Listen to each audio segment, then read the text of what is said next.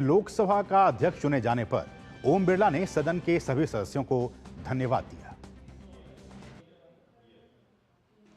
मुझे प्रसन्नता है कि इस लोकसभा में 281 माननीय सदस्य पहली बार चुन के आए। मैं सदन की ओर से उनका अभिनंदन करता हूं। मुझे आशा है कि निर्वाचित सदस्य सदन के नियमों, परंपराओं, परिपाटियों का गहन अध्ययन करेंगे।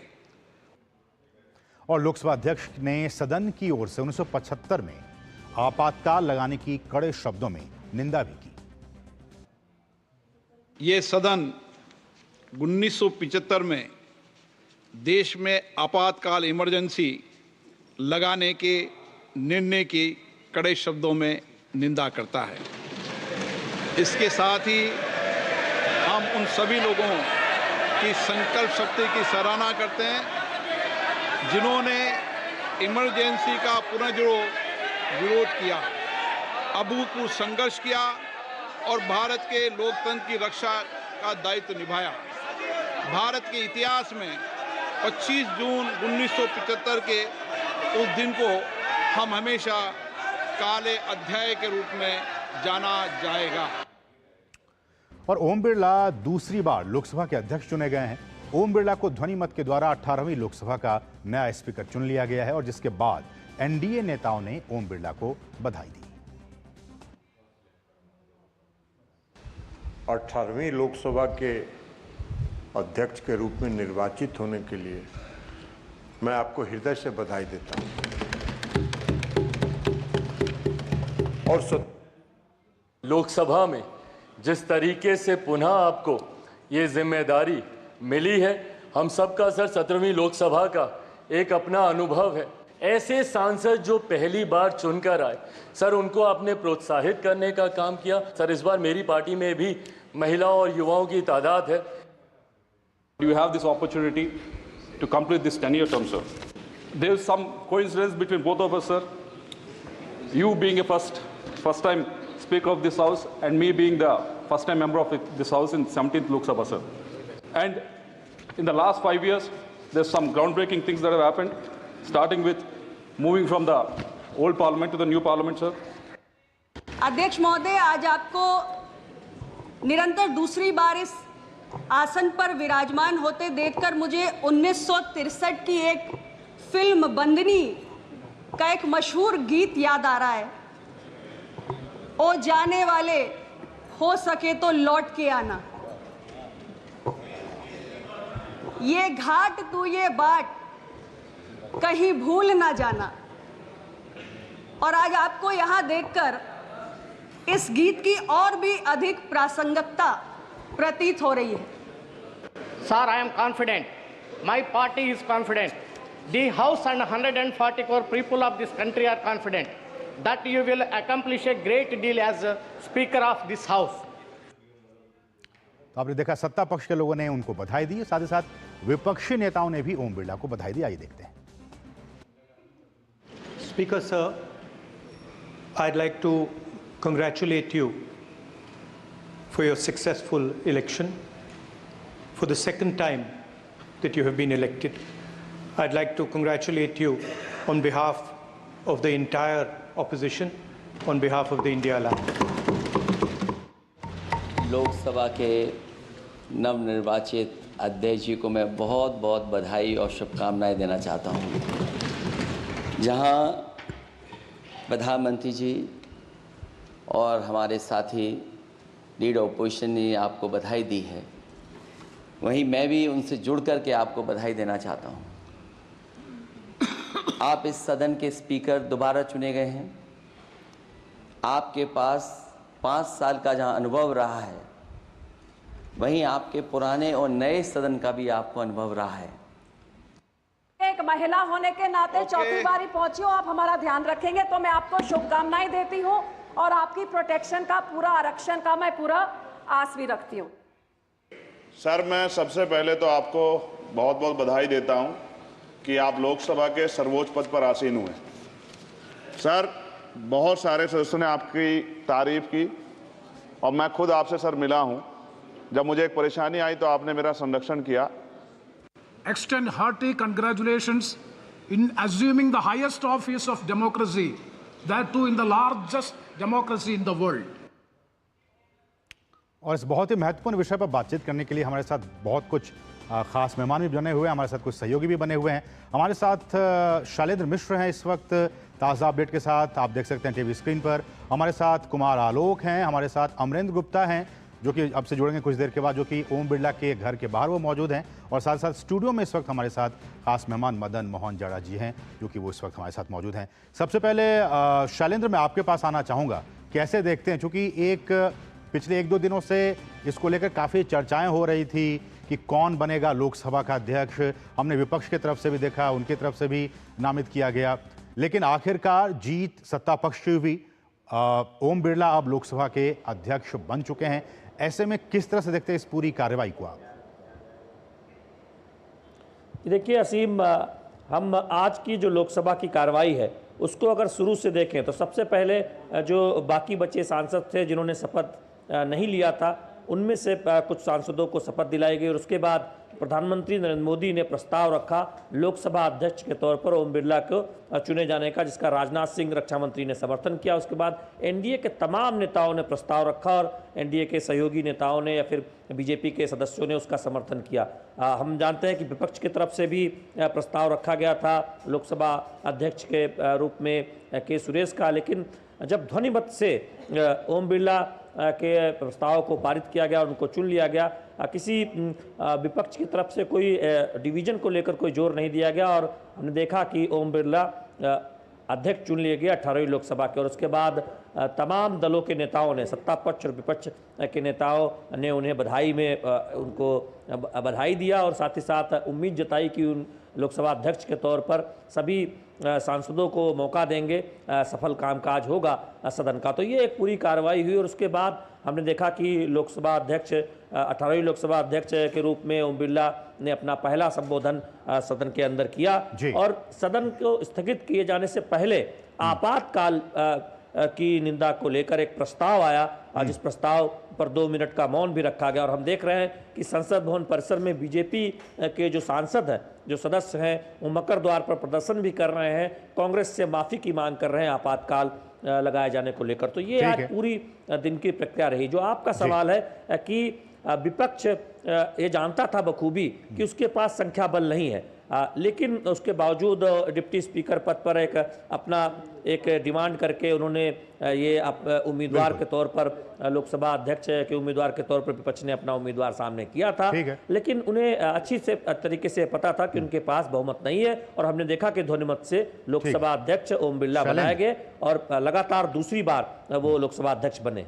ठीक है, हमारे साथ कुमार आलोक भी जुड़े हुए हैं, संसद भवन से ही वो मौजूद हैं। कुमार आलोक, सदन में हमने आज देखा कि प्रधानमंत्री नरेंद्र मोदी ने भी उनके सम्मान में, ओम बिरला के सम्मान में बहुत सारी अहम बातें कही। उन्होंने ये भी कहा कि कोरोना काल में जिस तरह से सदन की कार्यवाही चली और एक एक सदस्य को उन्होंने फ़ोन करके पूछते थे वो कि उनका हालचाल कैसा है, उनका स्वास्थ्य कैसा है, तो जिस तरह से अहम विधायी कामकाज हुए 17वीं लोकसभा में, ये जब आसन पर होते थे और लोकसभा अध्यक्ष के तौर पर, तो एक बहुत ही अच्छी परंपरा की शुरुआत हुई। 17वीं लोकसभा में बहुत सारे कामकाज हुए। प्रधानमंत्री ने इस बात का रेखांकित किया, इस बात का जिक्र किया। जी देखिए, उन्होंने, प्रधानमंत्री ने जिस तरीके से ओम बिरला जी के बारे में टेक्निकली तो आपने बताया ही कि कौन कौन से बिल पास हुए, कितना प्रोडक्टिविटी क्या रही, लेकिन उन्होंने ओम बिरला के हल्की हल्की मुस्कान का भी जिक्र किया कि हमेशा जो हल्का मुस्कान इनका होता है वो वाकई काबिल तारीफ होता है, देखने लायक होता है। इसके अलावा प्रधानमंत्री ने तमाम वो चीज़ें ओम बिरला के बारे में बताया, लोकसभा अध्यक्ष के बारे में बताया, जो बहुत कम लोग जानते हैं उनके पर्सनल लाइफ को। जिस तरीके से वो अपने गांव में हॉस्पिटल के साथ साथ ज़रूरतमंदों को मदद करते हैं, स्कूल उनके हैं जो गरीबों के लिए शिक्षा दी जाती है। इसके अलावा बहुत सारे ऐसे पर्सनल चीज़ें हैं जो आम आदमी नहीं जानता था और उसको प्रधानमंत्री ने जिक्र किया। और इसके अलावा अगर हम देखें कि प्रधानमंत्री ने एक पूरा खाका उनके बारे में खींचा। अगर हम बिल्स की बात करें, प्रोडक्टिविटी की बात करें, तो आप देख सकते हैं कि ये 25 वर्षों का रिकॉर्ड टूटा यहाँ पर, यानी 25 वर्षों में इतना प्रोडक्टिविटी, यानी आप खुद बता रहे थे 97% प्रोडक्टिविटी रहा। तो इस तरीके से आज जो एक चीज मैं और कहना चाहूंगा कि जिस तरीके से आज लोकसभा अध्यक्ष का चयन हुआ और सवेरे से यानी दो चार दिन से काफी कयास लगाए जा रहे थे। सुरेश जो खड़े थे उम्मीदवार, उनके यहाँ मैं सवेरे गया था तो एक तरह से बधाई देने का वहां भी तांता लगा हुआ था लोगों का, और वो भी लगता है वो भी नहीं जानते थे कि फ्लोर में ये हो जाएगा। यानी कि फ्लोर मैनेजमेंट बहुत ही जबरदस्त हुआ है। भारतीय जनता पार्टी जो ट्रेजरी बेंच होता है और ऑपोजिशन के बीच कहीं ना कहीं सहमति हुई है। उसके बाद से ध्वनि मत से अध्यक्ष चुने गए ओम बिरला। बिल्कुल, हमारे साथ खास मेहमान भी स्टूडियो में मौजूद हैं और हम चलेंगे फिर अमरेंद्र के पास भी। लेकिन मदन मोहन झा जी, आपसे एक कमेंट कि क्या ये सही नहीं होता है कि एक यूनानिमसली इस पोस्ट के लिए सिलेक्शन होता, बजाय कि विपक्ष अपनी तरफ से किसी उम्मीदवार को चुनाव इस यहाँ पे उतारा?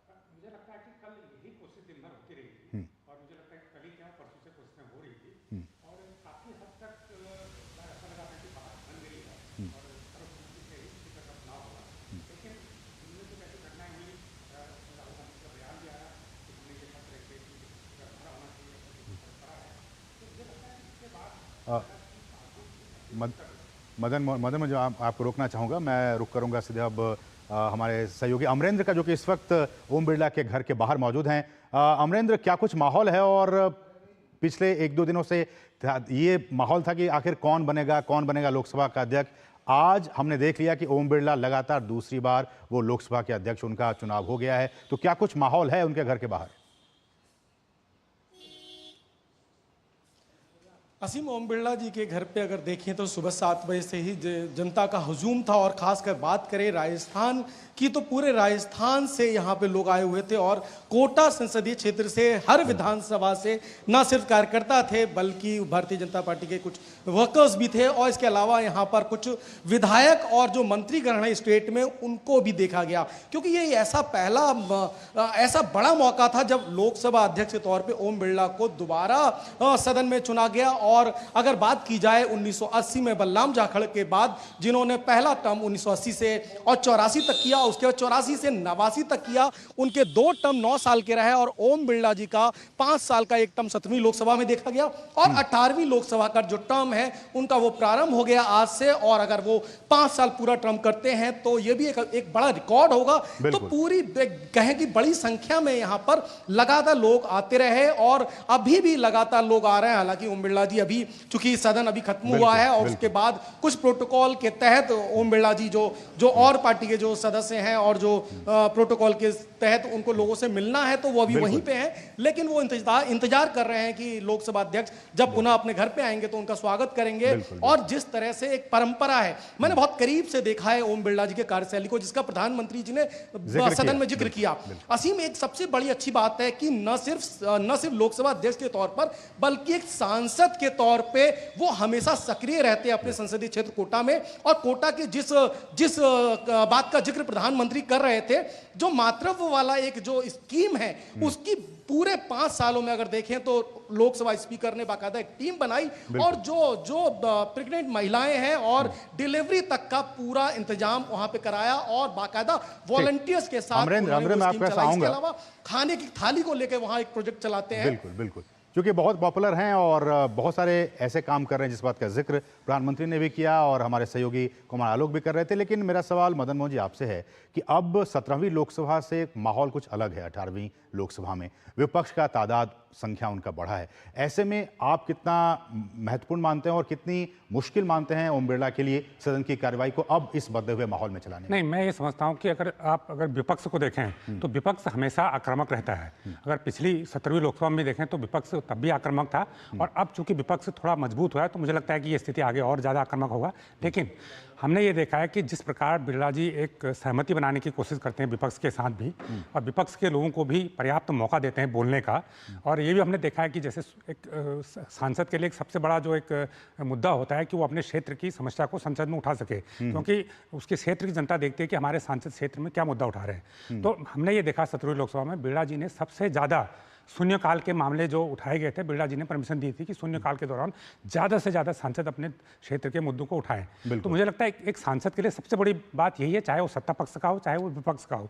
इसके अलावा उनकी कोशिश ये भी रही है कि जो छोटे दलों के सांसद हैं, एक पार्टियों वाले इस बार 16 पार्टियों के सांसद हैं जिनके एक सांसद है, तो आमतौर पर उनका समय बहुत कम होता है, उनको 1 मिनट या 2 मिनट मिलता है। समय को लेकर कई बार समस्याएं होती हैं, वो कहते हैं कि भाई हमें आप समय नहीं दे रहे हैं, बहुत कम वक्त दे रहे हैं। लेकिन इसमें अगर स्पीकर की कोशिश ये रहती है कि ज़्यादा से ज़्यादा उनको बोलने का मौका दिया जाए। अगर वो अपने क्षेत्र की समस्या का उठा रहा है तो उसका 1-1 मिनट महत्वपूर्ण है, उसे 1 की जगह 2 मिनट में दिया जाएगा। तो मुझे लगता है कि ये जो एक भावना है कि सबको साथ लेकर चलने की, सबको मौका देने की, ये सबसे ज़्यादा कारगर होगी। और पिछले 5 सालों में हमने देखा है, और मुझे लगता है कि हम ही ने नहीं देखा है, जो अगर उनको दोबारा बीजेपी ने फिर से स्पीकर पोस्ट के लिए उनको मौका दिया है तो बीजेपी को भी उनको ये लगा होगा, प्रधानमंत्री को भी ये लगा होगा कि ये बहुत अच्छा काम कर सकते हैं। और हमने ये भी देखा है कि इस सत्र में, इस जो 18वीं लोकसभा में कहें या जो नई सरकार बन रही है, उसमें प्रधानमंत्री ने अपनी जो पुरानी कोर टीम थी उसी पे भरोसा किया, चाहे वो कैबिनेट मंत्री हो, चाहे वो चाहे वो पीएमओ के अधिकारी हों। और तो मुझे लगता है कि एक स्पीकर का उम्मीदवार दिया गया वो भी इसीलिए उन पर भरोसा किया गया कि आप पिछले 5 साल में आपने सराहनीय कार्य किया, चाहे वो कोरोना के दौरान संसद सत्र चलाने की बात हो, चाहे वो पार्लियामेंट को एक पुराने भवन से नए भवन में शिफ्ट करने की बात हो, चाहे वो जो ऐतिहासिक कानून है, चाहे वो नारी शक्ति बंधन विधेयक को पारित कराना हो, या जम्मू कश्मीर से अनुच्छेद 370 बहुत सारे अहम विधायी कामकाज हुए। लेकिन मदन मोहन जी, आपको लगता है कि जिस तरह के हमने कहा कि 97% प्रोडक्टिविटी रही है इन्हीं के कार्यकाल में, इस 18वीं लोकसभा में भी प्रोडक्टिविटी दोनों सदनों की, चाहे वो लोकसभा की बात करें या अब अगर मैं पूरे संसद की बात करूं, प्रोडक्टिविटी काफ़ी अच्छी होगी? मुझे लगता है कि ये संभव होगा, क्योंकि पिछले 5 सालों में बिरला जी हर सांसद के, हर दल की ज़रूरतों को और उसके जो एक मिजाज है उसको भी समझने लग गए हैं। तो मुझे लगता है कि प्रोडक्टिविटी बढ़ाने के लिए सबसे ज़रूरी यही है कि अगर आप सांसदों को पर्याप्त मौका देते हैं, विपक्ष को आप एक सम्मानजनक मौका देते हैं, तो मुझे लगता है कि विपक्ष हंगामा नहीं करेगा। जैसे अभी आपने आंकड़े दिखाए थे कि 800 करोड़ रुपये की बचत उन्होंने पिछले 5 साल में की है। फाइनेंशियल डिसिप्लिन को उन्होंने मेंटेन किया। नहीं, वो बचत इसीलिए हुई क्योंकि आपने हंगामे में जो समय बर्बाद होता था उसको आपने बचाने का काम किया, वो समय बचा। इसके अलावा दूसरे जो बचत का दूसरा तरीका था, क्योंकि आपने 5 सालों में संसद के कामकाज को पूरी तरह से डिजिटल कर दिया है, तो उससे भी एक जो कागज पे ह्यूज खर्च होता था, करोड़ों रुपए के खर्च हर साल होता था, वो खर्च भी कम हुआ। तो ये एक बहुत अच्छी बात है, आपका पैसा भी बच रहा है और आपकी जो एक लोकतंत्र में एक जो भरोसा होता है, अगर आप विपक्ष को पूरा मौका देंगे तो उनका भरोसा भी बढ़ेगा। कुमार आलोक हमारे साथ बने। कुमार आलोक, आपके पास आना चाहूंगा, चूंकि आप संसद की कार्यवाही को कवर करते रहे, हर सत्र में आप जाते हैं संसद की कार्यवाही को देखने और समझने के लिए। आपको क्या लगता है कि जो 18वीं लोकसभा का जो कार्यकाल है उसमें संसद की कार्यवाही बीते लोकसभा से और अच्छी होगी? क्या हम उम्मीद करें कि जो कामकाज है वो भी सुचारू तरीके से होगा? और सबसे ज़्यादा दुख होता है कि समय की बर्बादी होती है, हो हंगामा होता है, उस पर भी कमी लग पाएगी इस सत्र में?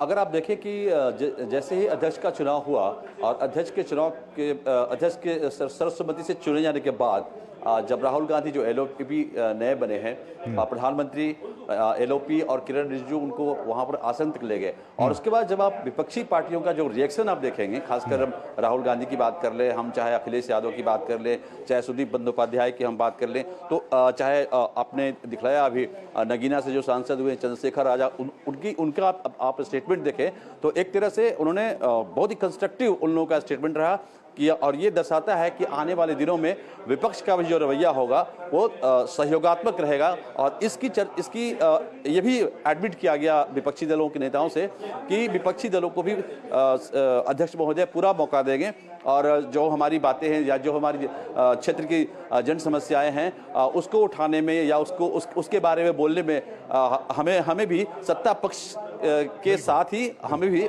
मौका देंगे। तो एक प्रोडक्टिव लगा आज जो पॉजिटिव स्टेटमेंट था, उससे तो यही लगता है कि आने वाले दिनों में जब संसद का परिचालन होगा तो विपक्ष भी सहयोग करेगा और आसन के साथ भी उनको मदद मिलेगी। एक स्वस्थ डेमोक्रेसी के लिए आलोक, मुझे लगता है कि आप भी इन चीजों काफी करीब से जानते हैं और समझते हैं। एक हेल्दी लोकतंत्र के डेमोक्रेसी के लिए विपक्ष का भी सहयोगात्मक रवैया बहुत जरूरी है। हम चलेंगे अमरेंद्र के पास। अमरेंद्र, आपसे हम जानना चाहें, जैसे कि आपने कहा कि उन्होंने वो ग्राउंड रूट से वो जुड़े हुए नेता हैं और बहुत सारे कामकाज करते हैं, सामाजिक काम करते हैं। ऐसे में अगर आपसे मैं ये 2-4 पॉइंट्स में समझना चाहूँ कि बीजेपी ने, एनडीए ने जिस तरह से सिलेक्ट किया ओम बिरला जी को, उसके पीछे ये सब कुछ अहम रीजंस रहे होंगे? बिल्कुल असीम, ये कुछ महत्वपूर्ण रीजन इसलिए भी माने जा सकते हैं कि 17वीं लोकसभा में अगर याद होगा, जितने भी सत्र हुए उसमें नए जो परिपाटी को प्रारंभ करने के पीछे लोकसभा अध्यक्ष की एक नई नियत और नियति के साथ उन्होंने काम किया। अगर बात करें नए सांसदों को बोलने का मौका देने को लेकर, तो उन्होंने लगातार देर रात तक नए सांसदों को मौका दिया। और जो संसदीय परंपरा में क्वेश्चन आवर, जीरो आवर और नियम 377 होता है, तो क्वेश्चन आवर को उन्होंने कभी बाधित नहीं होने दिया। उन्होंने स्पष्ट तौर पर कहा, चाहे वो सत्ता पक्ष हो या विपक्ष हो, प्रश्नकाल कभी भी बाधित नहीं होना चाहिए, क्योंकि बड़ी आशाओं के साथ बड़े मुश्किल के चयन के बाद माननीय सांसदों को अपना सवाल पूछने का मौका मिलता है, तो इसके लिए भी उनको जाना जाता है। साथ में जो पार्लियामेंट में जो प्रोसीडिंग के दौरान कई नए जो प्रयोग थे, उसमें पेपरलेस बनाने की बात की। और एक जो सरोकार जो ओम बिरला को जानते हैं लोग, वो ये भी जानते हैं कि ओम बिरला चूंकि जितने भी देश में विधानसभा, विधान परिषद यानी कि विधानमंडल है, उसके कस्टोडियल गार्जियन है। और ओम बिरला जी ने लगातार इन 5 सालों में, मैं आपको बताऊं कि पीठासीन अधिकारी सम्मेलन के तहत पूरे देश की विधानमंडल और विधानसभाओं में घूमा। 1921 में जो ये परिपाटी 1921 में शिमला से प्रारंभ हुई और 100 वर्ष से ज्यादा का इसका इतिहास रहा है, इसको ओम बिरला ने मजबूत किया। और एक अच्छी बात उन्होंने ये कही कि जितने भी नॉर्थ ईस्ट के जो विधानसभा या विधान परिषद थी, उनको किस तरह से लोकसभा यानी संसद से सीधे जोड़ा जाए और उनकी जो समस्या है उनको किस तरह से हल किया जाए। और वो मूल जो समस्या है, जिसमें जो अभी आज प्रधानमंत्री और लोकसभा स्पीकर ने खासकर ये बात की कि जो बेल में आकर माननीय सांसद जो हंगामा करते हैं, उस पर रोक लगाने के लिए बाकायदा पीठासीन अधिकारियों में अहम मंथन हुआ। और इसके लिए भी ओम बिरला को एक क्रेडिट जाता है, क्योंकि जो लोकतंत्र की तस्वीर और यही एक खूबी भी है, मुझे लगता है कि किया जाए तो उसके पीछे लोग बिल्कुल ये बहुत ही महत्वपूर्ण बात है आप कह रहे हैं। लेकिन एक आखिरी सवाल मदन मोहन जी आपसे, कि क्या आपको लगता है कि जिस तरह से विपक्ष ने अपने एक उम्मीदवार को आगे किया और लोग कह रहे हैं कि विपक्ष जो है वो दलित कार्ड खेलने की कोशिश की, आपकी इसकी टिप्पणी? क्योंकि बीते वर्षों में भी जब इस तरह की चीजें आती हैं, जब लगता है कि हम हार जाएंगे, तो दलित कार्ड या फिर इस तरह के कार्ड खेलने की कोशिश विपक्ष की तरफ से की जाती है। मुझे लगता है कि दलित कार्ड से बड़ा मैं उसको इस नज़रिए से देखता हूं कि विपक्ष को ये लगता था कि हमारी शायद नहीं सुनी जाएगी और जो डिप्टी स्पीकर का पद है हमें शायद नहीं मिलेगा। वो एक आक्रामक रवैया जो विपक्ष का शुरू से इस बार है, जैसा कि आपने खुद कहा कि वो विपक्ष इस बार थोड़ा मजबूत है, तो मुझे लगता है कि उस रवैये का एक प्रतीक वो हो सकता है। जबकि ये उस समय हो रहा था जब सर्वसम्मति बनाने की बातचीत सरकार की तरफ से की जा रही थी, तो ये उसी दौरान एक, क्योंकि वो जिस सांसद को उन्होंने आगे किया है के सुरेश को, तो वो सबसे वरिष्ठ सांसद थे और दलित हैं, वो भी स्वाभाविक है। लेकिन मुझे लगता है कि थोड़ा सा जल्दबाजी विपक्ष की उस समय रही है और सरकार की तरफ से आज सुबह तक आम राय बनाने के प्रयास। ठीक है मदन मोहन, हम कुछ तस्वीरें दिखा रहे हैं